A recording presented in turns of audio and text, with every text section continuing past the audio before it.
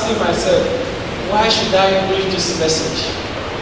And the Lord said, He is the one that gave you the message, preach it the way it is. Praise the Lord. And the message is the container and the content. The container and the content. Praise the Lord.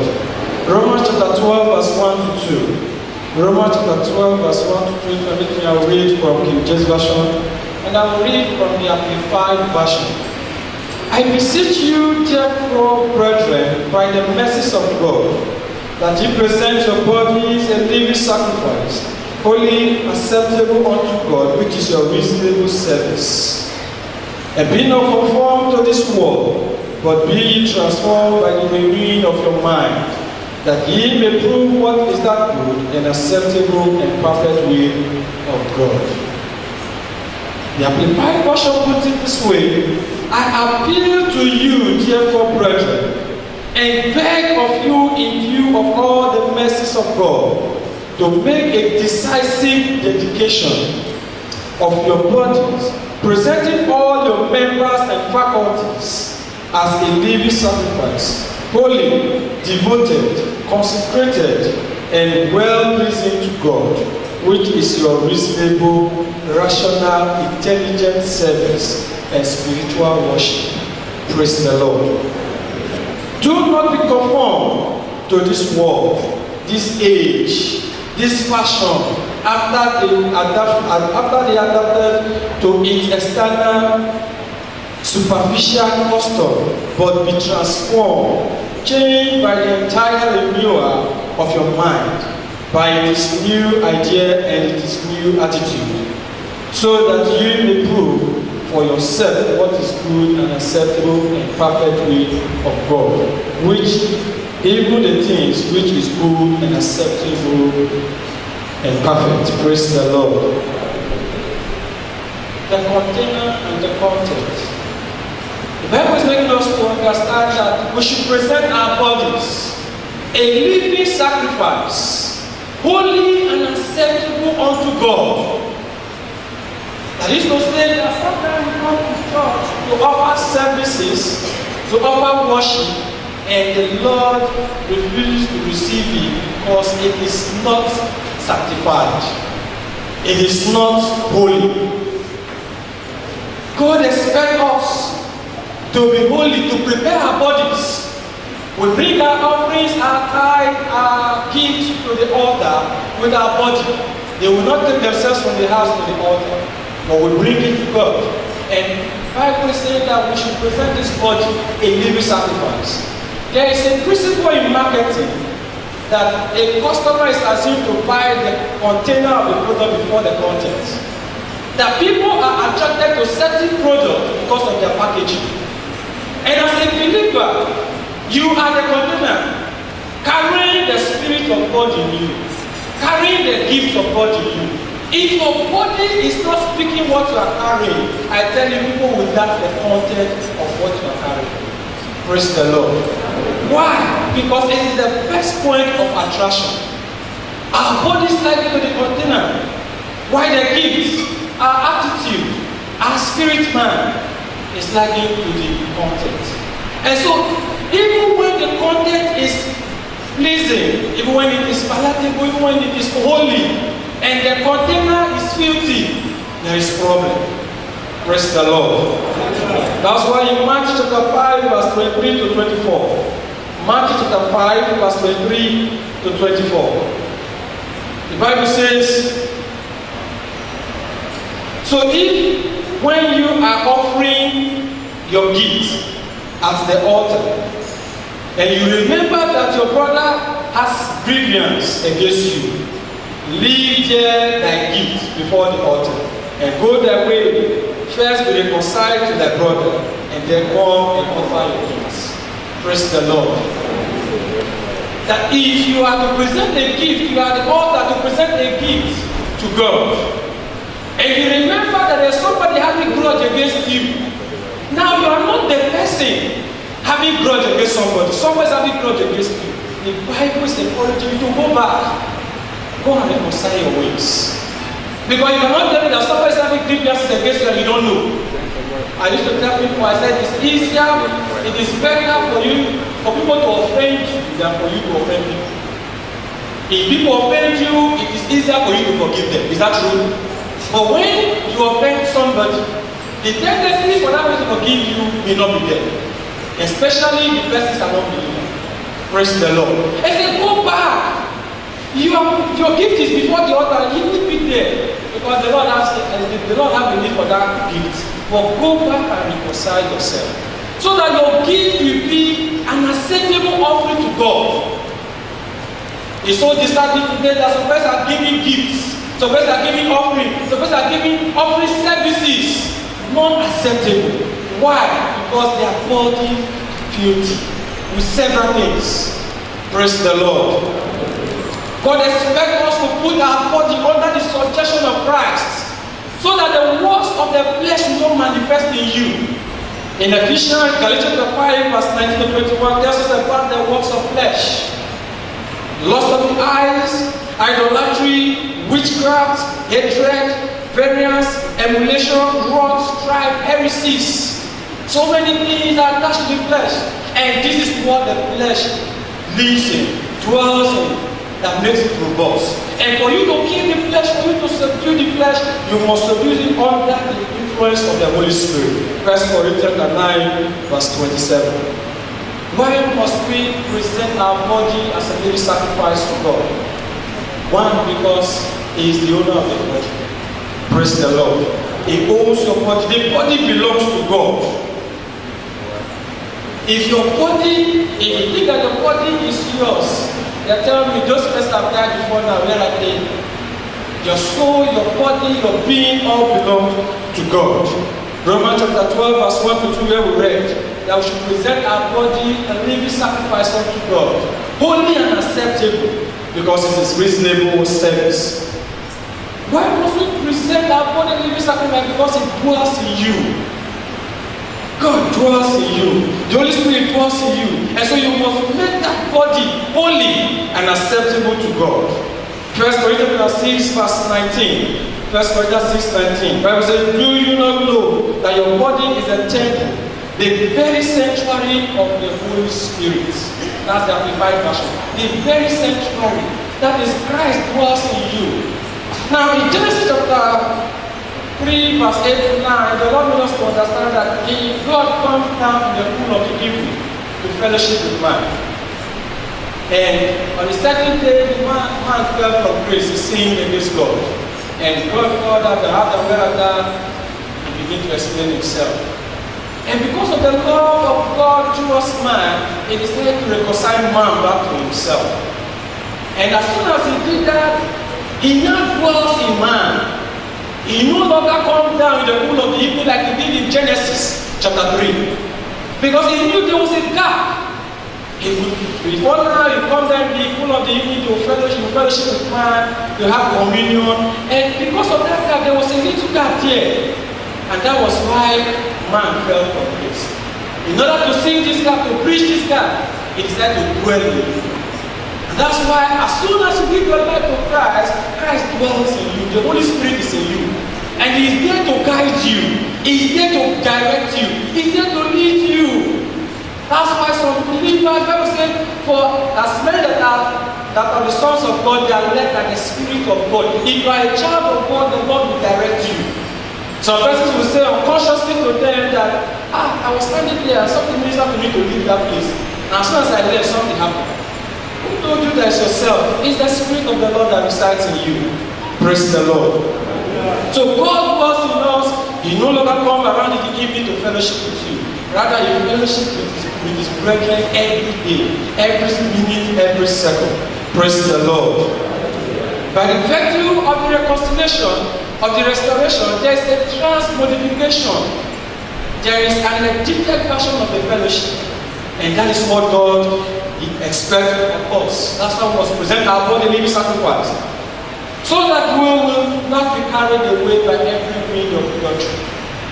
I tell you today, there are several false prophets.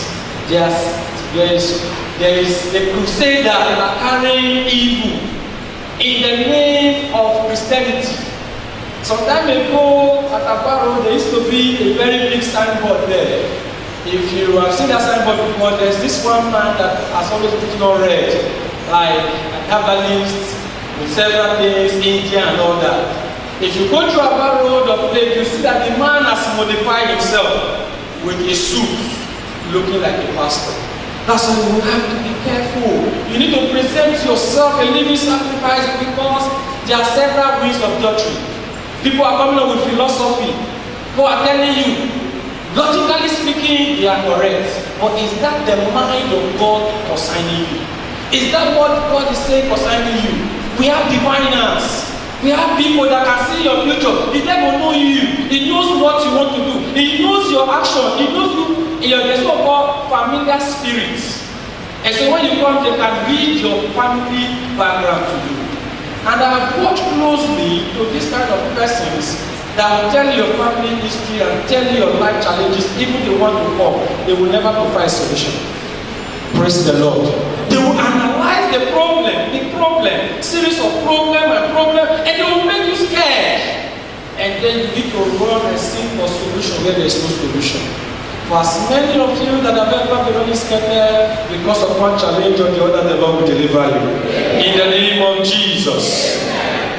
In Matthew chapter 24, verse 11, it says, many false prophets shall arise, and they will be there to deceive many. That's what the Bible says. They will be there to deceive many. But may you never be found among them in Jesus' name. Why must we present our body living sacrifice? Because He just wants to renew our love with Him. He said, if you love me, do what? Keep my commandments. If you love God, if you honor God, you keep your body. If you honor God, you present the content very well. If you honor God, you will show the love you have for Him. I love you is not the words of mouth alone. There must be action. There must be something to show forth. Praise the Lord. And when must you prove your love to God? Because so many things are happening. Some persons confess Christ with their mouth, but their hearts are far from God. And that's why you must prove it. In 2 Timothy chapter 4, verse 3, the Bible makes us to understand that people will develop itching ears. They will not want to hear the word of God again.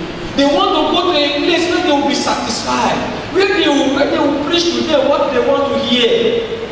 That's why I'm not surprised when I see some persons running from one pillar to post, running for prayers, running from one challenge, running from one minister to the others. On several occasions, our Daddy Joe has told us, there are several things you can decree by yourself and to come to pass. And Jabez prayed a prayer that thou mayest change my story, change my life. No minister prayed for Daniel, for Jabez, but God did change his story and made him honorable more than his brethren. The Lord will make somebody honorable in the name of Jesus.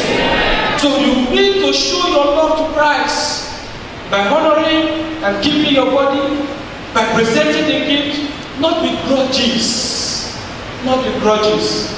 A woman testified some time ago in one of our churches. He said that they were encouraged to give offering. And at the point, back then, she was so angry. Why was she be talking about offering like that? As at then, the remaining 20 naira she had in her pocket, she dropped it angrily and left the church. On her way to her car, she saw 20 naira on the ground. And she said, the Holy Spirit ministered to her, the 20 naira just dropped, that's the 20 naira, take it and go. And she came back to the altar crying and asking God for mercy. Praise the Lord. What happened if the content is not satisfied? What happened to the content if the container is not satisfied? The content will be an abomination to God. Some persons are carrying offering in their hands. Some persons are carrying tithes in their hands that is seen as an abomination to God. In 1 Corinthians chapter 3, verse 12, we can see that Isaiah chapter 59, verse 1 to 2. He said, for my hands are not shortened that cannot save thee. My ears are not there that cannot hear your prayer. But your iniquity has separated you from me. There is a disconnect. And so if you the person presenting the gift, if you are not praying, if you are not operating under the mercies of God, God will not accept what you are offering. That was why I said, drop the gift and go and reconcile, so that He can accept you, so that your offering will not be an abomination to God. Some people call it alu. Some people call it several things in their language. Terrible thing. And that's how God sees some of our offering. If we are still living in sin, if we are still living in self-righteousness, praise the Lord. The psalmist understood this part. That was why he prayed the prayer that God should search him, should search his life. Psalm 139 verse 23 to 24. Psalm 139 verse 23 to 24. It says, search me, Lord, in all my ways. If there's anything that is not of you. If you read the Amplified Version, it said, test my heart. So that if there is anything that is in me that I'm unaware of, Father, take it away. The songwriter put it this way: search me, Lord, in all my ways.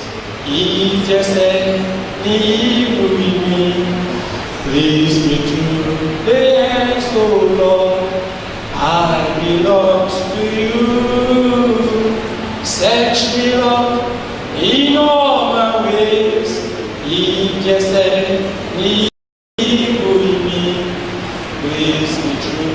Yes, oh Lord, I belong to you. Over and again, I give you my life. Over and again, I give you my soul. Over and again, and over and again, I belong to you. Can you pray that prayer? That will search me. Sometimes we call it the sin, the unconscious sin. Some call it small lies. Some call it small sin. Even when there is nothing like such.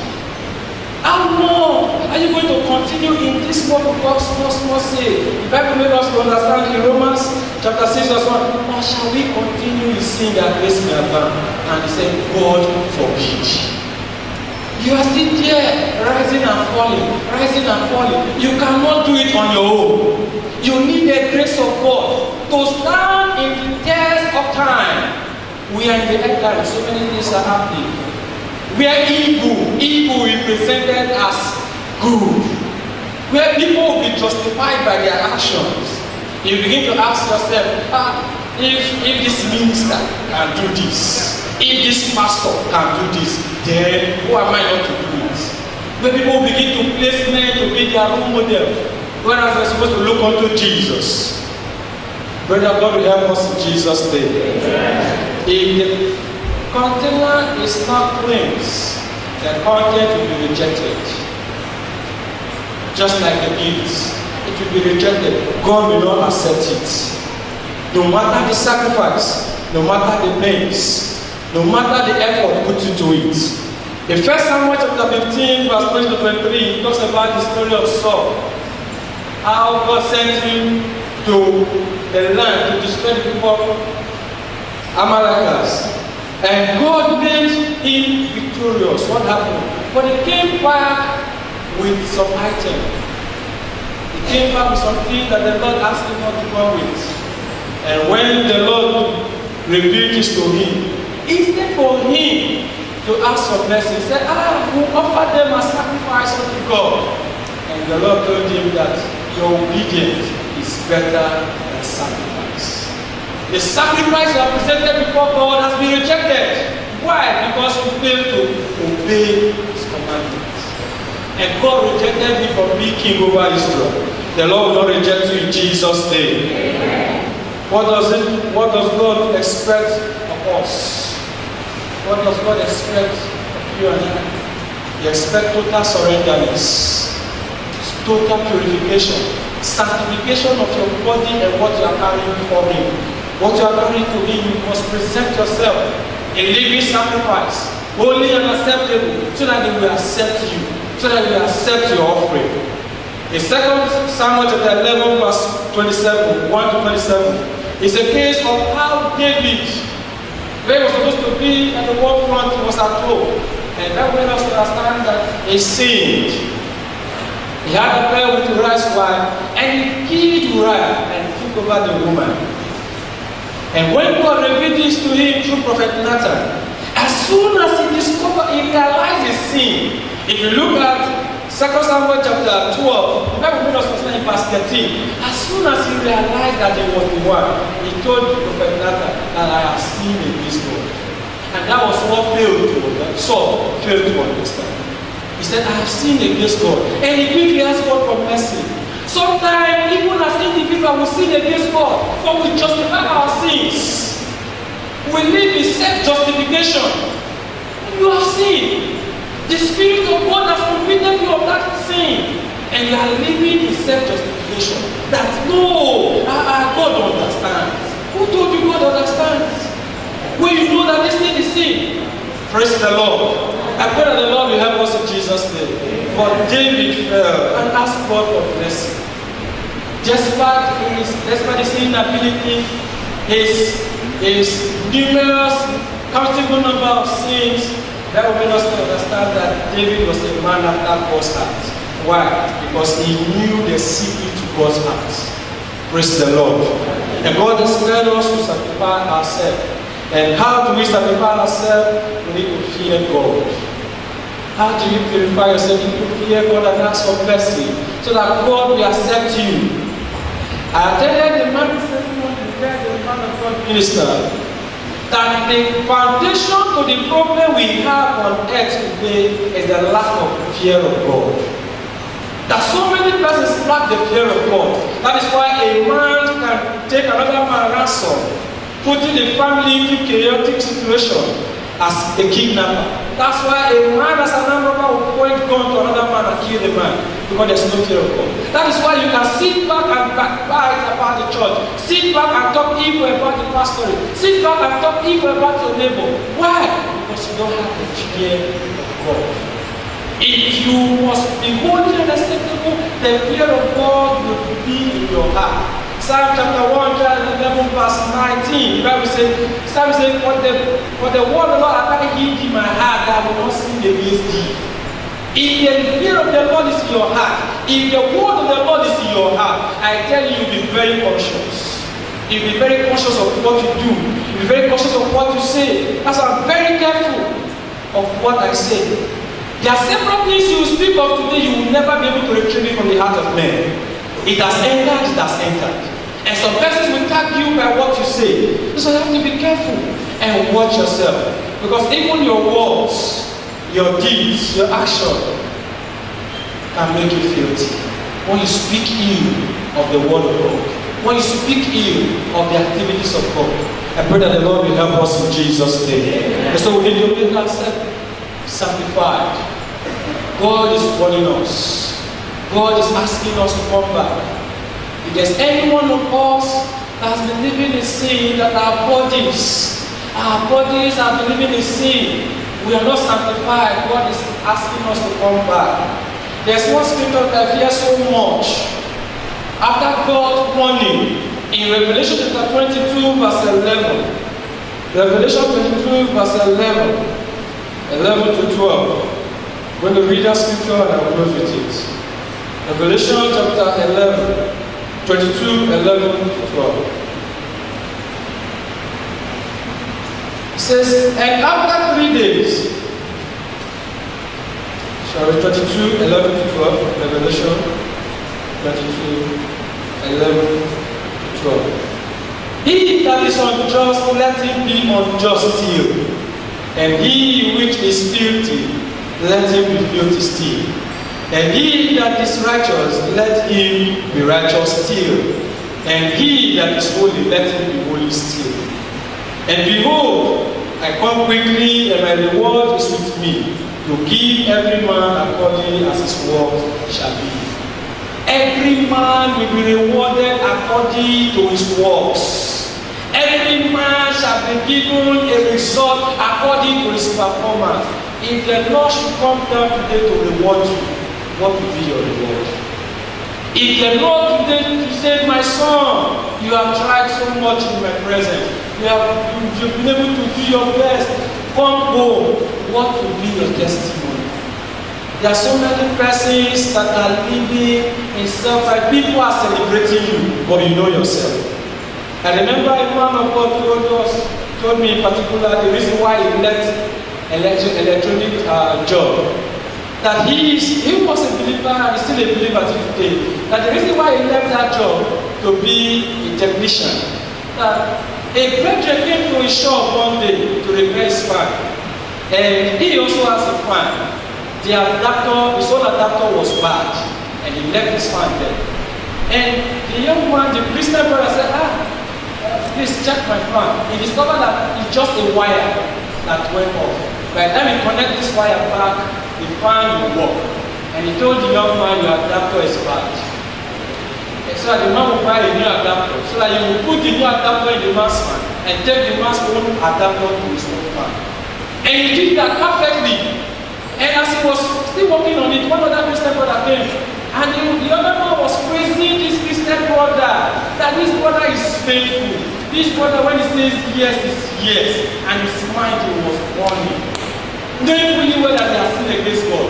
If death should come today, what will be his testimony? People were singing praises of him, but he knew within himself that straight to fire. And he told himself that he cannot continue the job, lying and stealing. And they left.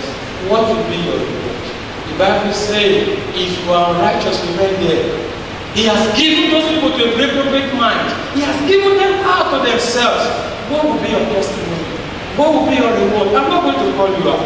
I'm going to bow our heads and pray this morning. That Father, everything in me, that was the secret of David. At every given time, he will ask God for mercy. At every given time, he will ask God to show him mercy. Because he knows that in his own way he cannot make it. In his own way, he will continue to live as a sinner. Open your mouth and talk to God. What will be your reward? Behold, I come quickly, and my reward is in my hands, to deliver to you according as your work shall be. There is hope for everyone that will serve him. There is hope for everyone that will believe in him. There is hope for everyone that will present his body holy and acceptable. There is hope for everyone that will present the gift holy and acceptable. In Revelation 22 verse 14, blessed are they that do his commandment, that they may have right to the tree of life. If you want to have life, if you want to have access to the tree of life, ask God for mercy. That God should not deliver you to a reprobate mind. Let's go and read our safety song. Search me, Lord, for mercy. Let's sing the song while.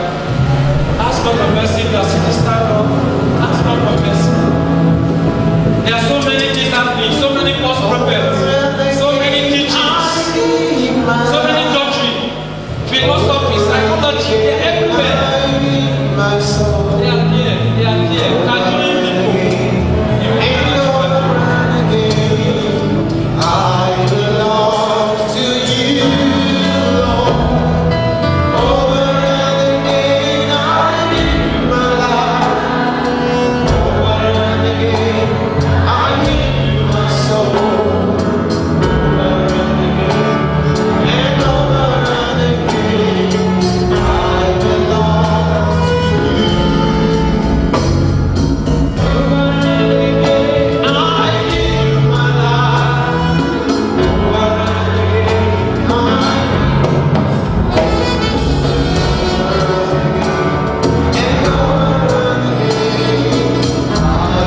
belong to you, Lord. Over and again, I give my life.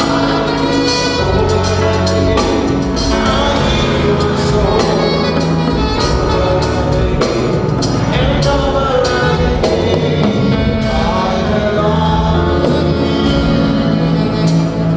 The salvation of your father will not save you. Neither will the salvation of your mother save you.